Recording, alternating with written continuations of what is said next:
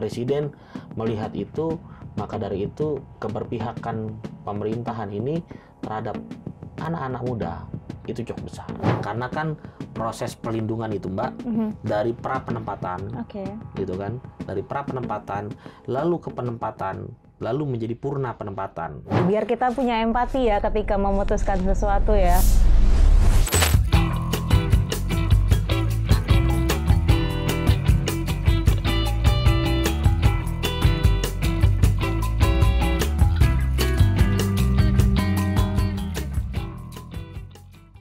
Refleksi 1 tahun pemerintahan Presiden Prabowo Subianto merupakan sebuah tanda arah kepemimpinan nasional sudah memasuki arah baru setelah 10 tahun kepemerintahan presiden sebelumnya. Tentu kompleksitas baik di ranah nasional maupun global akan mempengaruhi keadaan sosial maupun ekonomi yang ada di negeri kita tercinta ini. Nah, pertanyaan pentingnya adalah di mana sih sebenarnya posisi para pemimpin-pemimpin muda yang memiliki peran di ranah nasional, entah itu di ranah kebijakan, politik, dan lain sebagainya. Kebetulan saat ini kita sudah kedatangan tamu khusus, yaitu berperan dan berprofesi aktif sebagai staf khusus Menteri Perlindungan Pekerja Migran Indonesia. Seharusnya beliau ini mampu menjembatani antara suara masyarakat di akar rumput, kemudian pekerja migran yang ada di ranah global, serta pemerintah pusat tentunya. Sudah datang di tengah-tengah kita Bapak Bayu Bintang, Bintang Bayu Saputra ya Bapak ya? Bintang Wahyu Saputra. Oh, malah Bintang Wahyu Saputra.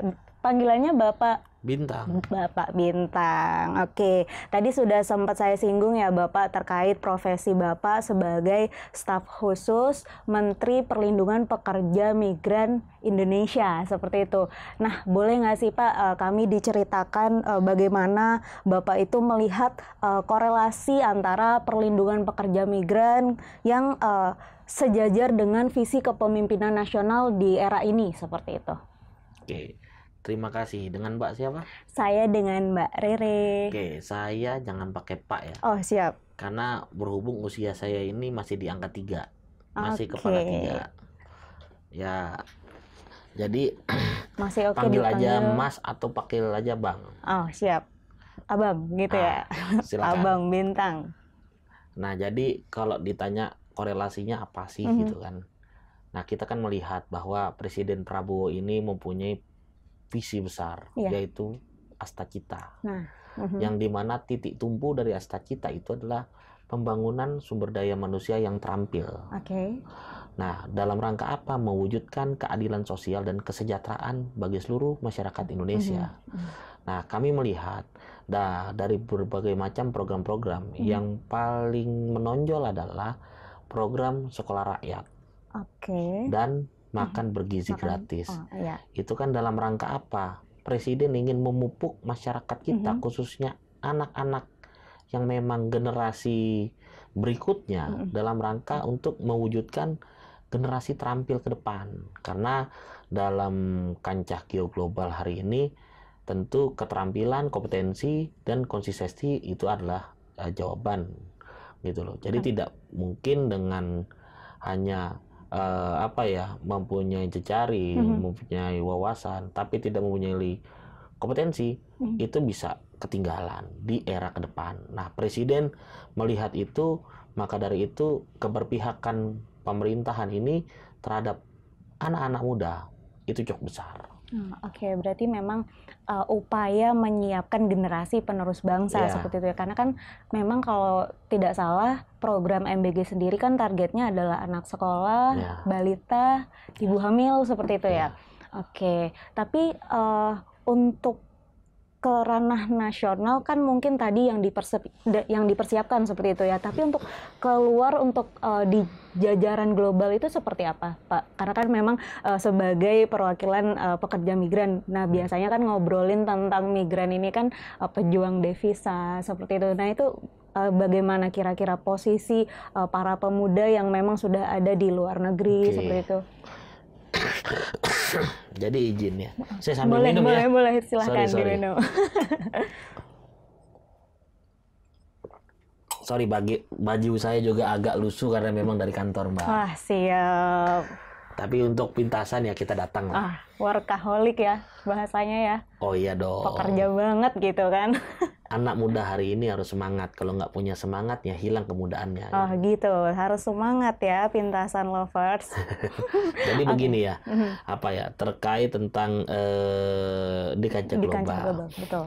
Nah, Presiden melalui programnya hari ini dari 1 tahun pemerintahannya ini juga menjadi 1 tahun Kementerian Pelindungan Pekerja Migran hadir di Indonesia. Kenapa? Karena sebelumnya itu ini bukan kementerian, Mbak.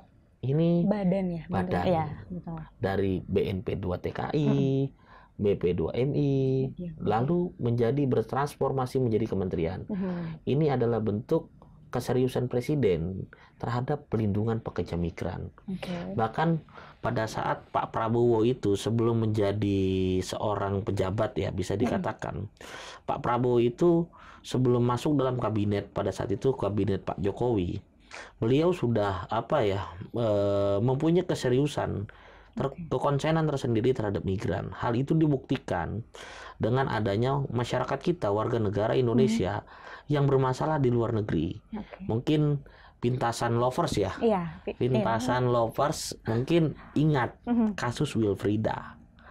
Wilfrida ini masyarakat Indonesia yang terkena hukuman dibawa pulang oleh Presiden Prabowo dari luar negeri ke Indonesia, diselamatkan hidupnya. Sampai dengan hari ini masih ada beliau. Berarti itu adalah salah satu bentuk nyata yang sudah dilakukan seperti itu ya. Nah, kalau dari sisi pengalaman Bang Bintang sendiri sebagai seorang yang mungkin masih terkategori sebagai generasi milenial gitu ya, pengalaman untuk menjaga idealisme yang tadinya juga pernah menjadi aktivis seperti itu kan, kemudian masuk di ranah pemerintahan itu ada tantangan tersendiri nggak, Bang? Saya koreksi. Pernah menjadi aktivis, artinya saya sudah pensiun menjadi aktivis. Oh iya, mohon maaf. Jadi aktivisme itu tidak ada kata pensiun. Nggak ada ya? Gitu siap. Selamanya. Jadi idealisme yang dimiliki oleh seorang aktivisme itu harus tetap ada. Bahkan ini bisa jadi bahan bakar kita, bahan bakar untuk terus menyulut semangat terhadap proses pengimplementasian dari idealisme. Dengan cara apa? Dulu kita di jalanan, Mbak. Saya juga masih sebagai ketua umum Serikat Mahasiswa Muslim Indonesia. Sampai sekarang? Sampai saat ini. Saya juga masih menjadi sekjen organisasi pemuda OKI atau Organisasi Islamic Corporation Youth Indonesia. Itu saya masih menjabat sebagai sekjen. Lalu ya masih banyak kegiatan-kegiatan di kepemudaan yang masih saya jalani. Tapi berarti untuk mengimbangi keseluruhan kesibukan yang melibatkan di luar hal-hal formal seperti itu, nah itu bagaimana berarti Bang Bintang? Karena kan sebagai profesi kan sudah tentunya fokus sebagai staf khusus seperti itu ya, tapi di sisi lain kan juga aktif tetap berorganisasi. Nah seperti itu tuh apakah ada hal tertentu yang sebagai motivasi tersendiri gitu? Jadi gini, ruangnya hanya dipindahkan. Dahulu kita berjuang melalui jalanan-jalanan dengan orasi gitu kan, pakai toa. Nah hari ini kita berjuang untuk mewujudkan kebijakan yang pro rakyat, memastikan menteri, memastikan para pejabat tetap harus pro rakyat, gitu loh. Tapi berarti dengan adanya di dalam lingkaran pemerintahan ini, Bang Bintang apakah melihat gitu posisi para pemuda ke depan, apalagi kan ini masih 1 tahun ya Pak Prabowo menjabat, bahkan mungkin di tahun-tahun selanjutnya itu semakin terlihat bahwa sebenarnya pemuda ini akan memiliki peluang untuk menduduki posisi-posisi strategis, baik itu di ranah kebijakan pemerintahan seperti itu. Nah itu gimana, Bang? Tentu Pak Prabowo ini selalu memberikan peluang dan ruang khusus bagi anak muda. Hal itu dibuktikan di periode kemarin sebelum ada reshuffle. Ada menteri yang usianya di bawah 40 tahun. Pak Dito Aryo Tejo. Lalu hari ini Bu Diah, wakil menteri, itu usianya juga masih di bawah 40 tahun. Nah, banyak juga staf khusus seperti saya belum nyampe 35 tahun, Mbak. gitu loh. Dalam rangka untuk membantu menteri gitu kan. Kepres kami kan, Kepres terwujudnya staf khusus ini kan dalam rangka untuk membantu menteri menyusun kebijakan yang memang sesuai dengan alur yang ada gitu loh. Nah, jadi kami ngapain sih gitu kan anak-anak muda ini? Ya tentu kami memakai cara kami. Kalau kami kan generasi tahun 90-an disebutnya generasi milenial ya. Milenial. Gitu kan. Nah, generasi milenial ngapain sih? Ya kita melakukan digitalisasi. Karena kan hari ini era digitalisasi. Disitulah peran dari anak muda mentransformasi pola kementerian yang tadinya tidak memakai digitalisasi, kita pakai digitalisasi gitu loh. Jadi lebih komprehensif dengan cara penyampaian yang lebih modern gitu loh. Tapi tetap harus menjunjung tinggi transparansi agar apa mewujudkan kepercayaan masyarakat yang tinggi kembali gitu. Nah, kemudian kalau dari segi keterlibatan pemuda sendiri di kancah globalnya itu seperti apa dalam hal-hal mungkin pengambilan keputusan yang berkaitan dengan kebijakan. Nah, itu apakah ada andilnya juga kalau misal di ranah global? Tentu ada. Seperti yang tadi saya bilang, saya hari ini berdiri sebagai dipercaya, diamanahkan menjadi staf khusus Menteri Pelindungan Pekerja Migran, yang dimana pekerja migran ini tentu itu bersentuhan dengan yang tadi dibilang global, luar negeri, gitu kan. Apa peran saya, gitu kan? Peran saya adalah memfeeding, gitu kan, membantu menteri untuk menyiapkan supaya Indonesia ini mempunyai tenaga kerja yang terampil, karena kan proses pelindungan itu Mbak dari pra penempatan, gitu kan, dari pra penempatan lalu ke penempatan lalu menjadi purna penempatan. Berarti memang ada proses secara spesifik kalau mungkin bahasanya mengadvokasikah sebelum pra penempatan itu untuk calon pekerja migran? Bukan hanya mengadvokasi, tapi kita memastikan kepastian data, memverifikasi data. Tentu bukan dalam rangka mempersulit ya.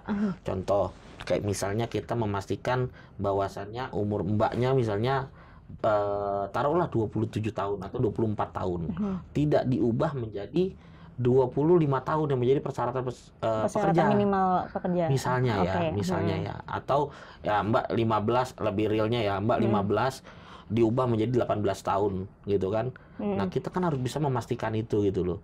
Supaya apa? Tidak terjadi eksploitasi, Mbak, gitu loh. Nah, lalu kita juga harus bisa memastikan Mbak itu mempunyai keterampilan dan kompetensi minimal di bahasa. Misal Mbak itu pengen ke Korea. Bagaimana Mbak mau bekerja di Korea kalau Mbak itu tidak bahasa Korea? Artinya kan bahasa ini adalah modal utama bagi seorang migran yang ingin kerja di luar negeri, gitu loh. Jadi disitulah kita harus bisa memastikan itu disebut proses pra penempatan.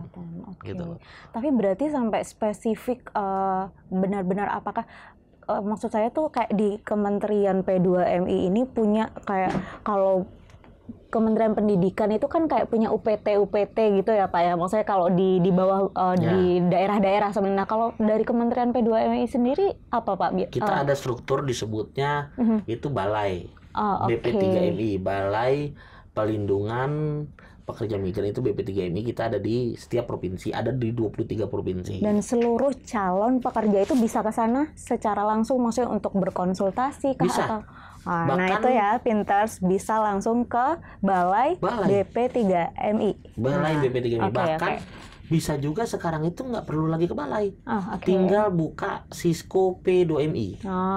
Jadi tinggal buka bagi sobat lopers pintasan yang pengen kerja di luar negeri. Itu nggak usah datang ke balai, buka aja website Cisco P2MI. Di situ terlihat lowongan jenis kerja apa yang teman-teman ingin dapatkan gitu loh. Jadi tinggal datang gitu loh. Dipermudah semua. Tapi kalau sepengalaman Bang Bintang nih menghadapi karena pernah sedang berprofesi sebagai staf khusus, tantangan-tantangan bagi calon pekerja khususnya yang masih muda-mudi seperti itu untuk ke luar negeri, itu tuh biasanya apa Bang yang mereka hadapi di lapangan itu? entah itu tadi persiapan seperti itu. Adakah tantangan spesifik yang biasa terjadi dan kemudian itu kayak terus menerus seperti itu? Banyak ya Mbak. Salah satunya misal jiwa yang tidak stabil gitu kan. Maksudnya begini, dia udah siap nih mau berangkat, terus gara-gara dia pacaran nggak jadi berangkat dia. Berat sama pacarnya gitu? Berat sama pacarnya. Oh gitu. Ada juga cerita begitu. Iya. Gitu kan. Jadi makanya ada proses penempatan dalam rangka untuk memastikan bahwa dia ini juga siap secara jasmani maupun rohani. Bahkan dalam proses penempatan atau pra penempatan itu kan ada syarat, gitu kan. Bukan hanya medical check up, tapi ada syarat itu adalah tes psikologi. Ya. Gitu loh. Karena untuk memastikan secara psikologi ini aman nggak gitu loh. Jadi benar-benar jasmani, rohani harus benar-benar siap gitu ya. Ya. Karena memang mencari pekerjaan itu ya cukup. Kenapa? Untuk mendapatkan money. Betul. Betul, biar bisa dapat duit itu seperti itu ya Bang. Tapi kalau Bang Bintang sendiri menanamkan nilai-nilai aktivismenya tadi dalam keseharian di profesi itu seperti apa? Seperti apa gitu Bang biasanya? Ya tentu dalam rapat-rapat saya selalu menyarankan hal-hal yang tentunya yang pro terhadap rakyat lah ya. Yang pertama tidak berbelit-belit proses birokrasi, kita harus melakukan reformasi birokrasi, gitu kan, yaitu dengan cara digitalisasi. Kan itu salah satu cara untuk melakukan reformasi birokrasi. Lalu apalagi yang saya lakukan adalah memastikan kebijakan itu untuk rakyat, gitu kan. Kita juga sudah bekerja sama dan berkolaborasi dengan beberapa lintas kementerian. Contoh misalnya migran hari ini bisa dapat rumah loh Mbak. Di tempat tujuan kerjanya atau di Indonesia? Di Indonesia. Nah, jadi kita ada program rumah subsidi untuk migran. Itu sebenarnya program dari Presiden 3 juta rumah, tapi migran dapat peluang di situ. Ada sekitar 20.000 kalau nggak salah, 20.000 rumah yang disubsidi hanya khusus untuk migran. Jadi program Presiden diperuntukkan untuk masyarakat Indonesia, di mana Presiden ingin masyarakatnya tidak mempunyai rumah. 3 juta rumah diberikan bisa sama Presiden, juga untuk tapi itu ya? dialokasikan juga, kita bekerja sama dengan Kementerian PKP, akhirnya mendapatkan kuota 20.000 untuk rumah migran. Jadi bagi para pekerja migran, silakan bisa mendapatkan rumah. Nah bahkan bukan hanya itu, program-program yang dimana memang dipastikan pro terhadap rakyat, karena tadi ya Astacita itu ujungnya adalah keadilan sosial untuk kesejahteraan masyarakat seluruh Indonesia. Nah kita mempunyai program KUR, kredit usaha rakyat, ya KUR untuk penempatan migran. Jadi begini Mbak, kalau kita ke luar negeri itu mahal nggak? Ya pricey ya Bang. Mahal kan? Lumayan ya, bagi kaum mendang-mending sih pastinya itu mahal ya. Mahal kan? Nah, kita punya program KUR untuk migran. Jadi bagi para pekerja migran ini, misalnya ke Jepang itu kan ada cost structure atau biaya yang mereka harus siapkan, biaya pelatihan, biaya tiket, biaya segala macam kan. Nah, itu nanti pemerintah bisa memberikan KUR terhadap mereka, pinjaman, daripada mereka itu langsung jual sawah. Misalnya mereka pinjam uang ke lintah darat yang tidak terpercaya, kan begitu banyak ya Mbak ya, gitu kan. Lintah darat akhirnya apa? Ngenyekek masyarakat. Hanya gali lubang tutup lubang ya. Itu yang terjadi karena tagline kita pergi migran pulang juragan. Oh gitu, pergi migran pulang juragan. Siap. Jadi kita harus bisa memastikan keadilan itu ada untuk migran. Karena Pak Menteri waktu kemarin mengukuhkan kami sebagai staf khusus, kami diminta dengarkanlah suara migran dengan hati, kata Pak Menteri Pelindungan Pekerja Migran, Pak Dr. Andes Mukhtarudin. Itu amanatnya ya, dengarkan suara pekerja migran dengan hati. Iya, dengan hati. Biar kita punya empati ya ketika memutuskan sesuatu ya. Ya, dan bergerak. Karena migran ini kita bukan mengirim atau orang ya, bukan menjual orang ya. Tidak. Negara harus bisa memfasilitasi masyarakat yang pengen kerja di luar negeri difasilitasi dan dilindungi yang paling khusus. Oke, tidak hanya difasilitasi tapi juga dilindungi. Nah, sekarang kita memasuki sesi ini, Bang. Jadi kita itu teman-teman tim redaktur Pintasan itu menghimpun beberapa pertanyaan dari netizen dan kami memilah seperti itu. Ada 3 pertanyaan di sebelah sini.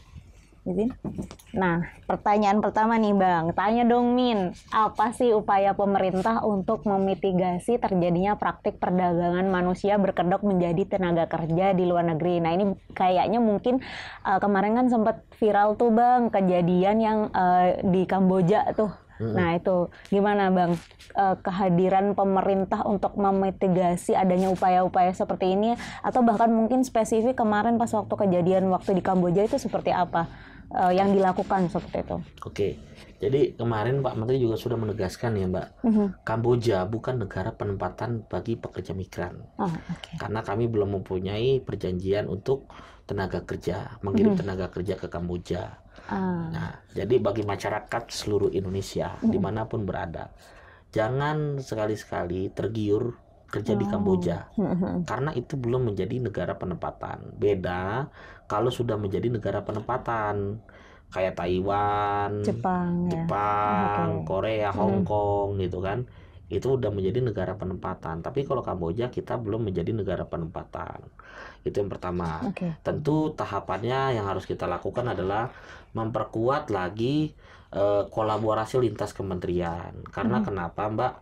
Dalam rangka menjaga dan melindungi pekerja migran itu bukan hanya di kementerian kami menjadi tanggung jawab, tapi bagi seluruh dan segenap masyarakat Indonesia. Contoh paling kecil adalah ketika masyarakat mendapatkan tawaran bekerja di luar negeri melalui media sosial. Nah itu kan harus divalidasi dan diverifikasi. Jangan langsung ditelan saja, tapi silakan tanya sama bapak ibunya, tanya sama kakaknya, minimal tanya sama aparatur desa gitu kan. Nah itu kan bisa dilakukan, itu benar atau tidak, atau bisa juga ke call center kami gitu. Jadi memang sudah menyediakan layanan call center, ada dan itu gratis atau? Gratis. Jadi silakan, itu ada layanan pengaduan kami di Cisco P2M itu ada. Jadi tinggal di WhatsApp saja kalau mau bertanya, supaya tidak terjebak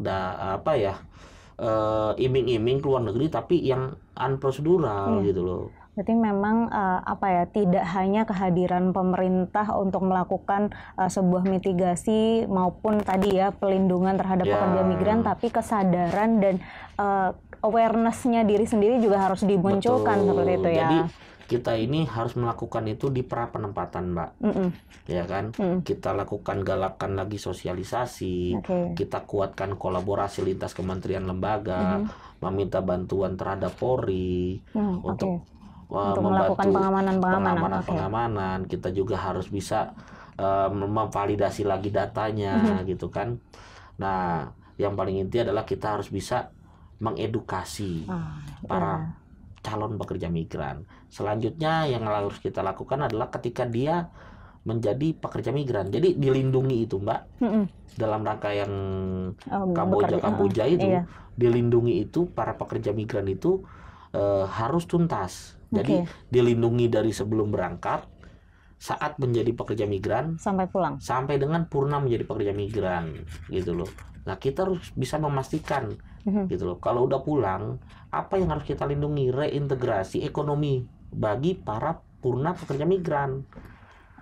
Nah dalam rangka apa, misalnya kita latih mereka UMKM supaya mereka bisa berdaya gitu kan, karena kan sekarang eranya kolaborasi untuk berdaya kan gitu.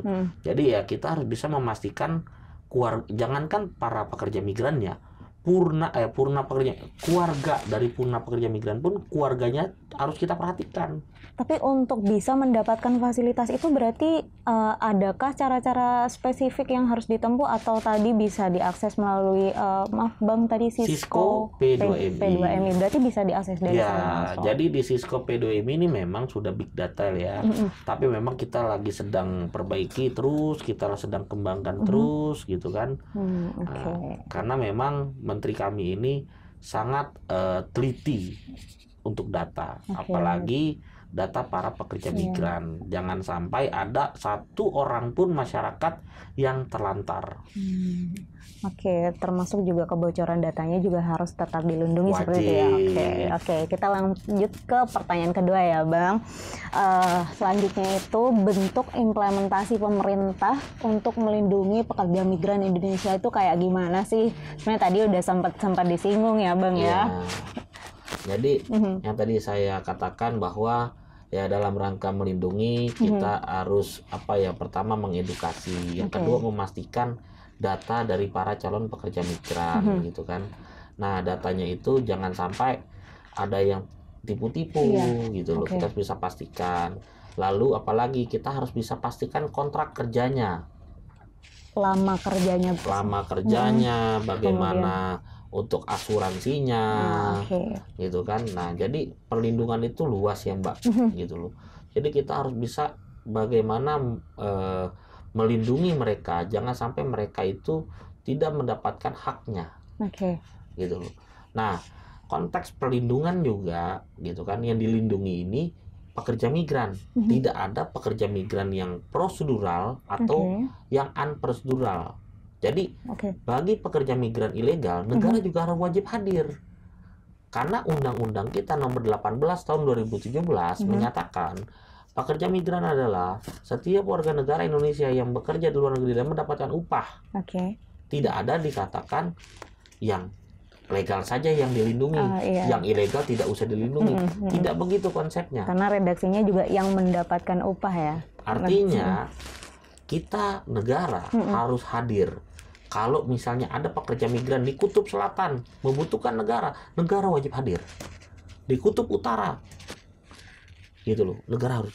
Berarti kalau posisi si pekerja migrannya itu ketika memang sudah di luar negeri seperti itu, berarti fasilitas untuk meminta perlindungan itu yang dituju itu berarti kedubes-kedubesnya itu atau gimana? Jadi memang itu kan bisa lewat atau melalui KBRI setempat atau negara-negara penempatan. Kan nanti teman-teman bisa tinggal datang atau nanti kalau misalnya teman-teman ini tinggal pakai Cisco saja. Kan ada di Cisco semua. Siap. Gitu. Kita ke pertanyaan ketiga. Itu ini Bang, pertanyaan implementasi pemerintah dalam memberikan panggung terhadap generasi muda. Itu seperti apa implementasinya? Implementasinya jelas ya.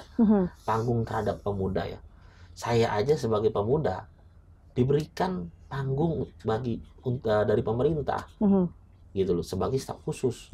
Artinya negara sudah hadir gitu loh. Tapi apakah kemudian secara latar belakang profesi, kemudian maksudnya kapabilitas itu juga harus hadir di sana atau siapa saja bisa dapat atau bagaimana nih kira-kira Bang? Oh iya tentu. Jadi yang tadi saya bilang kompetensi itu yang pertama. Betul. Gitu. Kompetensi itu adalah hal yang tidak bisa dihilangkan. Lalu yang kedua adalah konsistensi. Kalau sudah kompeten harus konsisten, gitu loh. Kalau tidak konsisten tidak akan bisa menggapai cita-cita, gitu loh. Nah, jadi perbaikan skill bagi seluruh anak-anak muda itu wajib hukumnya. Gitu loh. Tapi Bang Bintang sendiri melihat adakah tantangan yang bisa atau mungkin akan harus dihadapi terhadap pemerintahan ini nantinya gitu loh. Karena kan generasi-generasi ini kan bertemu dengan kecepatan teknologi, semua akses sangat mudah untuk diakses seperti itu. Bagaimana Bang melihat tantangan ini ke depan gitu tuh? Karena kan pemuda-pemuda itu kan ya bisa jadi memang ada seseorang atau beberapa orang yang memang kritis, kemudian mencari tahu dan seterusnya. Tapi kalau misal ada juga yang tidak well educated seperti itu, nah itu bagaimana kira-kira agar bisa me-reach out mereka semua nih kayak gitu? Ya, tentu ini tantangan tersendiri ya bagi pemerintah untuk mengajak, mengedukasi para pemuda untuk bangkit gitu kan. Di Sumpah Pemuda ini gitu kan. Saya ingin mengatakan dan mengulas tentang pesan dari sang gurunya guru bangsa, Haji Umar Said Tjokroaminoto. Nah, Haji Umar Said Tjokroaminoto pernah mengatakan kita harus bicara seperti orator dan menulis seperti wartawan. Artinya ilmu pengetahuan itu adalah kawah candra di muka, gitu loh. Tapi sebelum itu kita harus bersihkan diri dulu. Kalau kata Cokro, sebersih tauhid, setinggi ilmu baru kita bersiasa atau mengamalkan iman, ilmu, amal, atau dan sebagainya. Jadi kita harus mampu melakukan gerakan kesadaran sih Mbak, gerakan kesadaran. Apalagi dengan adanya aktivitas geoglobal yang tidak pasti betul. Ini kan terjadi ketidakpastian ini di internasional. Kalau tidakpastian ekonomi karena ada perang dagang, ketidakpastian perang fisik betul. Karena sudah ada di mana-mana Rusia, Ukraina dan lain sebagainya gitu termasuk kan. Termasuk Palestina gitu kan, yang dimana ya kita harus bersyukur bahwa berkat Presiden Prabowo hari ini sudah ada gencatan senjata dan Indonesia tetap berdiri tegak terhadap kemerdekaan Palestina. Ini adalah kawah candra di mukanya. Bersyukurnya Indonesia mempunyai presiden seperti Prabowo. Gitu. Berarti memang presiden sendiri juga kalau misal di ranah global itu ada spesifik hal-hal yang memang sudah dilakukan selain yang tadi sempat Bang Bintang bilang nggak? Kayak misal mengirim beberapa pekerja, kemudian ada success story, itu banyak nggak Bang yang terjadi di satu tahun kepemerintahan ini? Oh banyak, banyak. Menteri itu kan pembantu presiden, dan betul. Kami staf khusus itu adalah pembantu menteri, gitu loh. Jadi jangankan presiden, kami para pembantunya saja, Pak Menteri, saya pembantu menteri, gitu kan. Itu melakukan hal-hal yang memang di mana kita membawa pulang banyak orang gitu loh, dari luar negeri yang memang sudah terkapar gitu loh. Itu banyak, ada yang minta sakit minta pulang, itu ada. Jadi banyak gitu loh kejadian-kejadian seperti itu gitu loh. Nah tapi sekali lagi kalau kita melihat presiden ini memang ini agak beda. Kenapa saya bilang agak beda? Kita lihat kemarin di sidang PBB. Begitu membanggakannya presiden di mata dunia. Bagaimana kita masyarakatnya? Gitu loh. Hari ini Indonesia kembali kepada forum-forum internasional. Itu yang lama hilang. Gitu. Kemudian last question nih Bang. Saya penasaran kalau di Kementerian P2MI sendiri kuota jumlah pemuda yang ada di sana secara struktural, entah itu jabatan fungsional, ASN, termasuk ya tentunya entah itu P3K dan segala macamnya, itu para pemudanya juga kira-kira di internal P2MI-nya sendiri banyak nggak Bang? Banyak, banyak. Tapi kalau secara data, kami mesti melihat dulu data terupdate. Karena kenapa? Baru kemarin juga kan ada pelantikan P3K yang baru. Gelombang gitu kedua kan. Gelombang kedua. Lalu juga ada penambahan outsourcing. Gitu berarti kalau di Kementerian P2MI udah menggunakan sistem outsourcing juga ya? Ya, atau honorer. Sudah. Karena memang untuk menjawab tantangan ini, untuk membantu pekerjaan ini, ya kan harus ada sumber daya yang kita gunakan. Ya salah satunya kita melalui honorer kita gunakan gitu loh. Kemudian Bang Bintang, mungkin ini ya, ke depan ini selain di Kementerian P2MI sendiri, apakah Bang Bintang juga menangkap gitu ya sinyal-sinyal yang kira-kira posisi para pemuda, karena kan kita ini kan juga sedang memasuki ranah bonus demografi sampai kira-kira sampai tahun 2045 nanti seperti itu. Nah, otomatis kan ada surplus usia-usia produktif seperti itu. Nah, kira-kira selain tadi keterlibatan para pemuda yang ada di internal Kementerian P2MI sendiri secara nasional atau di ranah umum itu Kak, apakah Abang Bintang tuh juga melihat sinyal-sinyal adanya peluang-peluang para pemuda-pemudi ini memiliki peran seperti itu? Banyak Mbak, banyak. Puncak bonus demografi itu diprediksi 2030. Iya. Sampai dengan menuju Indonesia Emas 2045. Iya. Gitu loh. Jadi kalau ditanyakan peran, apa sih perannya pemuda di luar KP2MI gitu kan, yang bisa dimanfaatkan bagi para anak-anak muda. Presiden menghadirkan Koperasi Desa Merah Putih.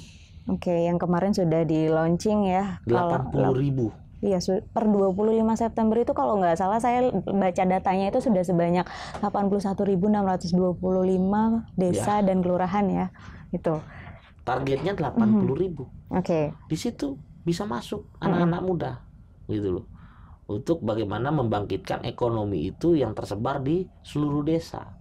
Kan tujuan dari Koperasi Desa Merah Putih adalah bagaimana perputaran uang itu tidak hanya terjadi di kota, iya. Gitu loh, supaya terjadi apa, pemerataan gitu loh, pemerataan kestabilan gitu loh.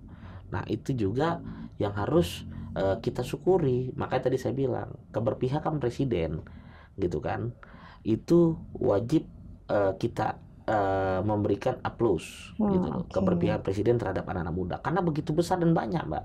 Tapi untuk merich di daerah-daerah termasuk yang 3T itu seperti apa Bang? Mungkin keterlibatan Kementerian P2MI sendiri bagaimana? Ya, kalau masalah itu ya tentu kita harus bisa mengkonsolidir dulu apa sih yang menjadi masalahnya, seperti apa sih, baru kita bisa lakukan pemberdayaannya, apa yang harus kita lakukan. Karena kan di daerah 3T juga kan ada keluarga-keluarga migran, khususnya daerah 3T bagi kantung para pekerja migran. Kan itu ada gitu loh di beberapa desa. Nah, misalnya kalau dia memang keluarga migran gitu kan, kita juga ada yang namanya program Desa Migran Emas. Di wilayah-wilayah 3T itu atau di seluruh Indonesia? Di seluruh Indonesia. Tapi kalau memang itu kantung dan kebetulan itu 3T, nah itu tata kelola migran kan bisa dilakukan pemberdayaannya gitu loh. Tapi berarti apakah ada penanganan lebih spesifik atau penanganan lebih khusus gitu kalau misal di wilayah-wilayah 3T? Karena kan tidak dipungkiri bahwa ada masih wilayah yang bahkan sinyal aja itu masih susah gitu loh Bang. Nah itu gimana tuh? Kayak kalau misal kayak gitu. Kalau bagi migran, kalau bagi Kementerian Migran, ya tentu itu adalah wilayah-wilayah yang menjadi masuk dalam wilayah-wilayah pembinaan. Kita bisa tetapkan itu menjadi Desa Migran Emas. Apalagi kalau wilayah tersebut gitu kan memang wilayah di mana penempatan migran itu besar. Gitu loh. Nah, kalau penempatan migran itu besar, keluarganya kan bisa kita berdayakan, Mbak. Misalnya kami ada program UMKM, pembinaan UMKM, gitu kan. Kita bisa ajarkan mereka untuk bisa menjadi yang lebih baik lah. Tapi sudah ada spesifik nggak Bang, secara spesifik tempat yang sudah dijadikan percontohan misal? Untuk tempat kita sudah melakukan launching di 70 kabupaten 70 desa, sorry. 70 desa. Udah 70 desa. Nah, untuk data lebih spesifiknya nanti mungkin bisa dilihat dari Sisko P2MI. Daerah-daerahnya mana saja sih yang 3T dan kebetulan itu dibina menjadi Desa Migran Emas gitu loh. Berarti itu seperti pendampingan gitu ya atau bagaimana bentuknya? Pendampingan, pembinaan dan pengawasan. Karena dalam rangka membentuk tata kelola migran dari desa, oleh desa, dan untuk desa. Nah, oke. Nah, nanti outputnya itu berarti setiap pekerja migran itu yang berarti yang sudah purna itu atau bagaimana? Jadi gini, kalau misalnya pendampingan pembinaan itu dari desa untuk desa, oleh desa, migrannya kan dari desa, gitu kan. Nah, ketika mereka mau berangkat, dilatihnya di desa, gitu kan. Diberdayakannya di desa, dilatih di desa, diberangkatkannya pun dari desa. Ketika mereka pulang, meninggalkan keluarga yang ada di desa. Ketika mereka kembalinya ke desa. Kembali ke keluarganya yang ada di desa itu ya. Betul. Bahkan, gitu kan, kita mempunyai jangkauan lebih panjang adalah kita bisa mengetahui berapa pendapatan per desa dari migran yang disebut remitansi. Remitansi adalah uang yang dari luar, mereka masuk ke dalam, ke Indonesia, gitu kan. Dan itu jumlahnya besar. Makanya migran pernah disebut sebagai pejuang pahlawan atau pejuang devisa. Gitu loh. Kenapa? Karena mereka itu kerja di luar negeri, mereka kirimkan uang ke desa-desa, ke keluarga mereka di desa-desa. Gitu loh. Gajinya mereka kerja, mereka yang dikirimin ke keluarganya ya. Keluarganya. Gitu loh. Nah, itu jumlahnya nggak main-main loh, Mbak. 2024 jumlahnya itu 253 triliun. Itu hitungan nasional berarti ya? Dari data Bank Indonesia. Remitansi yang masuk dari migran itu 253 T selama 1 tahun. Berarti itu memang lebih spesifik justru ya, karena memang lebih sudah terdistribusi langsung ke desa-desa, karena kan biasanya keluarganya ada di desa-desa. Wah, keren ya, memang benar banget kalau misal dibilang sebagai pejuang devisa seperti itu ya. Oke, segitu dulu Bang Bintang obrolan kita kali ini di Ruang Pintas. Jangan kapok-kapok datang ke Ruang Pintas ya Bang Bintang. Aman. Siap, aman. Nah, nanti kita ngobrol-ngobrol lagi. Terima kasih Pintasan Lovers, Sobat Pinters sudah menyaksikan Ruang Pintas. Saksikan Ruang Pintas hanya di YouTube channel pintasan.co. See you!